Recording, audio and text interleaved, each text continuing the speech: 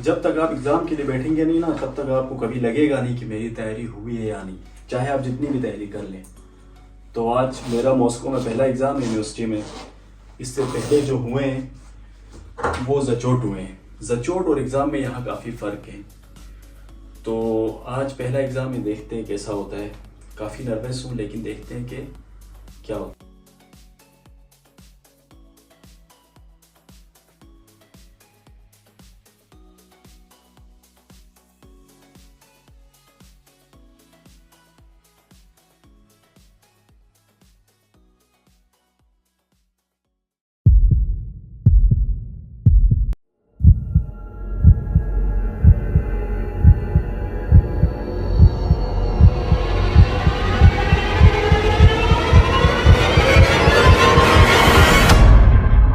यार, इससे ज़्यादा बदकिस्मती और क्या हो सकती है।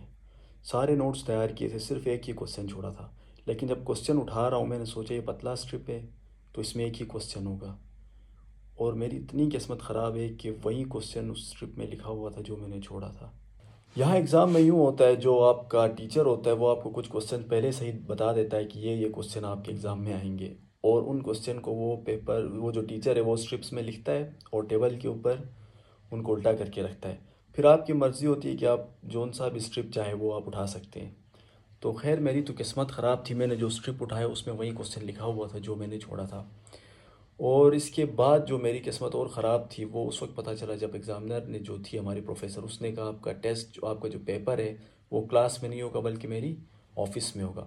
और ऑफ़िस में वो मेरे बिल्कुल सामने बैठी थी, जैसे मेरी उसके साथ पता नहीं कोई पुरानी बहुत दुश्मनी हो। खैर, पेपर मैंने कर दिया और अल्हम्दुलिल्लाह पास भी हो गया। यहाँ रिज़ल्ट उसी वक्त अनाउंस हो जाता है। ये नहीं पाकिस्तान की तरह कि एक हफ़्ते बाद या 2-3 दिन बाद आपको बता देते। उसी वक्त आपको अनाउंस कर देते, आपके रिज़ल्ट बुक जो होती है उसमें लिख देते। बुक में जो आपकी ग्रेडिंग होती है वो भी लिख देते हैं कि आप पास हैं या फेल है। और आपके जो जितने नंबर बनते हैं, यहाँ 5 GPA होता है तो 5 4 3 2 1 इनमें से आपको कुछ ना कोई ग्रेड भी दे देता है। अच्छा, अभी बात करते हैं ओपन डोर्स की मेरिट लिस्ट की। तो आज मेरिट लिस्ट लग जाएगी। तो देखिए, ओपन डोर्स की जो मेरिट लिस्ट लगेगी उसमें 3 कैटेगरीज होंगे। पहली जो कैटेगरी होगी वो होगी विनर्स की। दूसरी कैटेगरी में होंगे प्राइज़ विनर्स, और जो थर्ड कैटेगरी होगी उसमें अवर अचीवर्स या अवर अचीविंग स्कोर स्टूडेंट्स होंगे उसमें। तो सबसे पहली पहली बात मैं आप लोगों को बताता चलूँ, जो थर्ड कैटेगरी है अवर अचीविंग स्टूडेंट्स या अवर अचीविंग ग्रेड वाले जो स्टूडेंट होंगे, वो वेटिंग लिस्ट होती है एक्चुअली। उनकी श्योरिटी नहीं होती है उनके एडमिशन का। हाँ, अगर कोई विनर या प्राइज़ विनर स्किप कर देता है तो देन उनको चांस मिलता है। तो खैर, वो कांटेक्ट में रहते हैं यूनिवर्सिटी के साथ, यूनिवर्सिटी वाले उनको ईमेल कर देते हैं कि हमारे पास एक स्लॉट खाली है तो आप अपने डॉक्यूमेंट्स हमें भेज दें। बाकी जो विनर और प्राइज़ विनर होते हैं उनका मैं बता दूं कि उनमें कोई डिफरेंस नहीं है regarding stipend, regarding dormitory, regarding documentation, या everything is same for both. जो डिफरेंस है इन दोनों कैटेगरीज में वो ये है कि विनर्स जो होते हैं वो पहले होते हैं। अगर फॉर एग्ज़ाम्पल एक यूनिवर्सिटी है उसमें 10 स्टूडेंट्स रिक्वायर्ड है, तो वो ज़ाहिर है पहले 10 जो विनर्स होंगे उनको प्रीफर करेगी। देन आफ्टर दैट वो प्राइज़ विनर्स पे आएगी। लेकिन अभी तक ऐसा हुआ नहीं कि सिर्फ विनर्स को एडमिशन मिला और प्राइज़ विनर्स रह गए हो, नहीं, आज तक ऐसा नहीं हुआ है। नहीं कभी ऐसा हुआ है कि विनर्स को स्टाइपेंड ज़्यादा दे दो, प्राइज़ विनर्स को कम। नो, बस इन्होंने पता नहीं है क्यों कैटेगरी बनाई है, लेकिन ये है कि कोई ऐसा डिफरेंस नहीं है। लेकिन जो अवर अचीविंग जो तीसरी कैटेगरी के स्टूडेंट हैं उनको एडमिशन नहीं मिलता। हाँ, अगर विनर और प्राइज़ विनर स्किप कर जाते हैं तो देन उनका चांस बनता है एडमिशन का, वरना नहीं बनता। अब फिर एक क्वेश्चन, कुछ स्टूडेंट अभी भी कंफ्यूज होते हैं कि क्या सेकंड स्टेज के बाद अगर हम सेलेक्ट होते हैं वेटिंग मेरिट लिस्ट पे जो हमारा नाम आता है उसके बाद भी कोई डाउट होगा या सिलेक्शन में या एडमिशन में। तो सिंपल सा आंसर है नहीं। जब आपका नाम मेरिट लिस्ट में आ गया विनर या प्राइज़ विनर की कैटेगरी में, तो आप रशिया आने के लिए 100% रेडी है। आपने जस्ट डॉक्यूमेंटेशन प्रोसेस करना है और वीज़ा नंबर का वेट करना है, जो कि आपको अगस्त और सितंबर के बीच में वीज़ा नंबर आता है। देन आप वीज़ा प्रोसेस करते हो तो वो 2-3 दिन में हो जाएगा। फिर आपके क्लासेस सितंबर में या अक्टूबर में स्टार्ट होंगी। तो in between these days you have to focus on your Russian language, you have to improve it, और आपने बस अपने डॉक्यूमेंटेशन का काम करना है। तो डॉक्यूमेंटेशन आपने क्या क्या करनी है उसकी एक अलग से वीडियो बनाऊंगा। फ़िलहाल आप मुतमईन रहें, इत्मीनान के साथ अपनी खुशी जो जो सिलेक्ट हुए हैं मेरिट लिस्ट पे जिनका नाम आया है आएगा वो लोग सेलिब्रेट करें और वेट करें नेक्स्ट वीडियो का।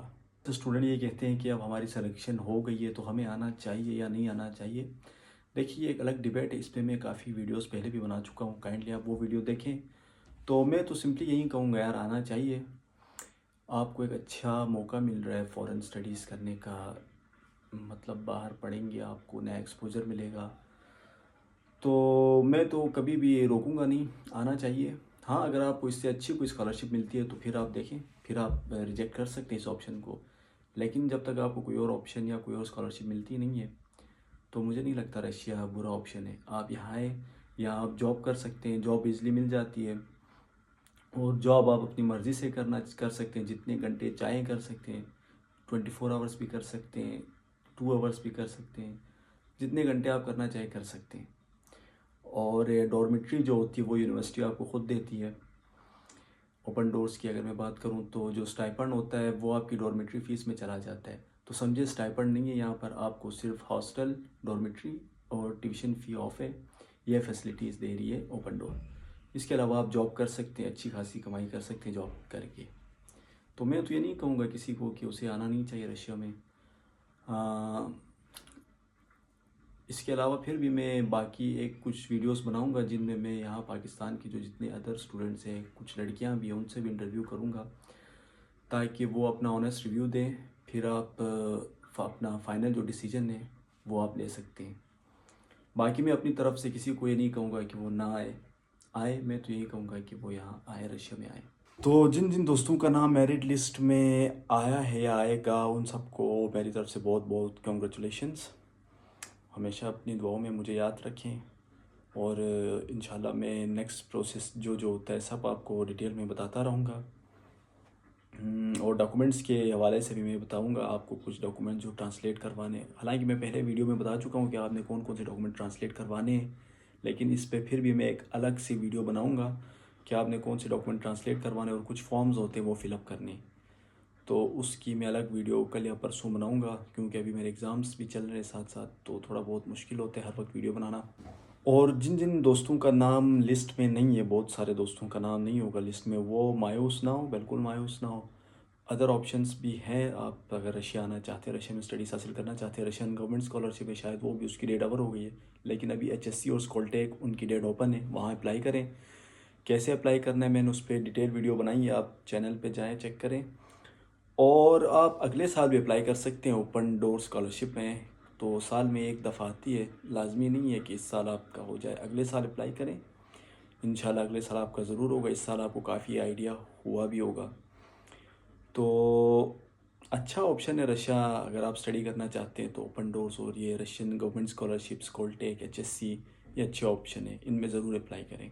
एक और क्वेश्चन है, काफ़ी स्टूडेंट्स पूछते हैं कि मास्टर्स में अगर हम आ रहे हैं या PhD में हम आ रहे हैं तो स्पाउस वीज़ा जो होता है वो मिलेगा या नहीं। तो वो नहीं मिलेगा, आप मास्टर्स में अगर आप आ रहे हैं तब भी नहीं मिलेगा, PhD वालों को भी नहीं मिलता। हाँ आप अलग से वीज़ा लगवा सकते हैं अपनी जो भी सिबलिंग्स हैं, या अगर कोई अपनी वाइफ को बुलाना चाहता है या अगर कोई वाइफ अपने हस्बैंड को बुलाना चाहती है तो ये स्कॉलरशिप उनके लिए वीज़ा देता नहीं है। हाँ आप अपने ख़र्चे पे अलग से उनको बुला सकते हैं, लेकिन फिर वो काफ़ी कॉस्टली पड़ेगा, फिर आपको अलग से अपार्टमेंट लेना होगा बाहर सिटी में। तो मॉस्को में अपार्टमेंट्स बहुत महंगे हैं। अब आपको अगर एकोमोडेशन यूनिवर्सिटी दे रही है तो वो सिर्फ आपको दे रही है, आपके अलावा आप यहाँ पर किसी को रख नहीं सकते अपने आप के अलावा। तो स्पाउस को यहाँ पे लाना, हाँ अगर आप मैनेज कर सकते हैं तो आप बुला सकते हैं अपने ख़र्चे पे, लेकिन जो स्कॉलरशिप है वो ऐसे वीज़े नहीं देती, वो सिर्फ आपके लिए वीज़ा देती है। आज के लिए इतना ही है, इंशाल्लाह नेक्स्ट वीडियो में मैं आपको डॉक्यूमेंट्स और फॉर्म कैसे फिलअप करने, अपलोड कैसे करने वो बताऊंगा।